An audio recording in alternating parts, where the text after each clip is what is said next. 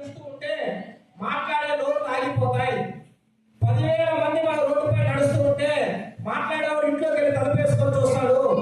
మనం అనుకున్నట్టుగానే రేపు 40,000 మంది రైతులు వస్తే మనల్ని నిత్యం తిట్టేవాడు కూడా మన ర్యాలీలో కొంచెం జై శ్రీరామ్ అంటాడు. వాళ్ళకి మనకు మార్గం లేదు. ఎందుకంటే ఈ సమాజంలో వాళ్ళు బతకాలి అంటే ఈ సమాజంలో హిందువులపై ఆధారపడకుండా ఎవరు కూడా జీవించలేరు. ఇది హిందూ దేశం అన్నటువంటి భావనని ముందు మనం నమ్మాలి.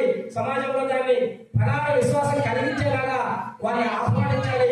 తద్వారా మనం ఏప్రిల్ 5వ తేదీ ఆదివారం సాయంత్రం 4 గంటలకి సుబ్బారెడ్డి స్టేడియం నుంచి జరగబోయేటువంటి హనుమ భక్త శోభాయాత్రలో కాషాయ ప్రవాహమే ఎలా కదులుతుందంటే నెల్లూరు నగరంలో ఏ వైపు చూసినా కాషాయమే కనపడాలి. ఏ వీధిలో అసలు ఈ నెల్లూరు నగరంలో ఇక్కడి నుంచి ఇక్కడ వరకు జరుగుతుందా, లేదా నెల్లూరు నగరం మొత్తం కూడా జరుగుతుందా అనేటువంటి ఒక వాతావరణాన్ని తీసుకొచ్చడానికి ప్రతి ఒక్క కార్యకర్త కూడా శక్తివంతం లేకుండా మన సమయాన్ని, మన ఉద్యోగాలు ఉంటాయి, వ్యాపారాలు ఉంటాయి, మన సమయం మనకు ఉంటుంది.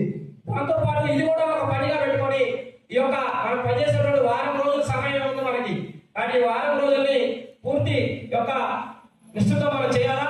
ఇంకొక విషయం కూడా చెప్పండి, ఈ కార్యక్రమాల్లో ఇది ఎవరో చేస్తున్నారు లేకపోతే మనం ఎందుకు పోవాలనుకునే భావన ఎవరైనా ఉంటే ఒకసారి పక్క రాష్ట్రాల్లో ఏం జరుగుతున్నాయి, పక్క జిల్లాల్లో ఏం జరుగుతున్నాయి, ఒకవైపు లవ్ జిహాద్ లాంటి కార్యక్రమాలు ఏం జరుగుతున్నాయి, మనకి ఏం నష్టం జరుగుతుందో ఈ యొక్క శోభాయాత్ర రాముడి కోసమో హనుమంతుల కోసమో కాదు, వారిని అనుసరించేటువంటి హనుమ భక్తుల కోసం, హిందూ ధర్మాన్ని అనుసరించేటువంటి హిందూ బంధువుల కోసం అనేటువంటి విషయాన్ని వారు చెప్పడం. మనం ఏమి ఈ రోజు ర్యాలీలో శోభాయాత్రలో చేయకపోతే రాముడు హనుమంతుడు ఎవరు మర్చిపోరు. లేకపోతే మనం ఈరోజు చేయడం వల్ల శ్రీరామచంద్రమూర్తికో లేకపోతే హనుమంతుల వారికో ఈరోజు గొప్పగా పెరిగేటువంటి శక్తి అది ఉండదు. మనకి శక్తి పెంచుకోవడం కోసం వారి యొక్క కృప, వారి యొక్క శక్తి. హనుమంతుడు అంటే కేవలం యోగ ధ్యానంలో మాత్రమే ఉంటాడని కాదు, హనుమంతుడి చేతిలో గద కూడా ఉంటుంది ధర్మరక్షణ కోసం అన్నటువంటి విషయాన్ని మనం గుర్తు చేసుకోవడం కోసం. శ్రీరామచంద్రుడు అంటే మర్యాద పురుషోత్తముడే కాదు, లక్షల మంది రాక్షసుల్ని పోసినటువంటి ఆ శౌర్య పరాక్రమాలు హిందువుల రక్తంలో ఇంకా ఉన్నాయన్నటువంటి విషయాన్ని సమాజంలో ప్రకటించడం కోసం ఈ హనుమ శోభయాత్ర జరుగుతుంది అన్నటువంటి విషయాన్ని సమాజానికి మరొకసారి తెలియజేద్దాం. ముఖ్యంగా మనం ఎక్కడెక్కడో ప్రచారం చేస్తాం, మన పక్కింట్లో ఉన్న వాళ్ళ పిల్లలు మర్చిపోతాం, మన ఎదురింట్లో ఉన్న వాళ్ళ పిల్లలు మర్చిపోతాం.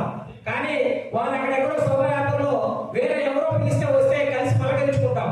అంటే వాళ్ళు రావడానికి సిద్ధంగా ఉన్నారు, మన పిలుపు కోసం ఎదురు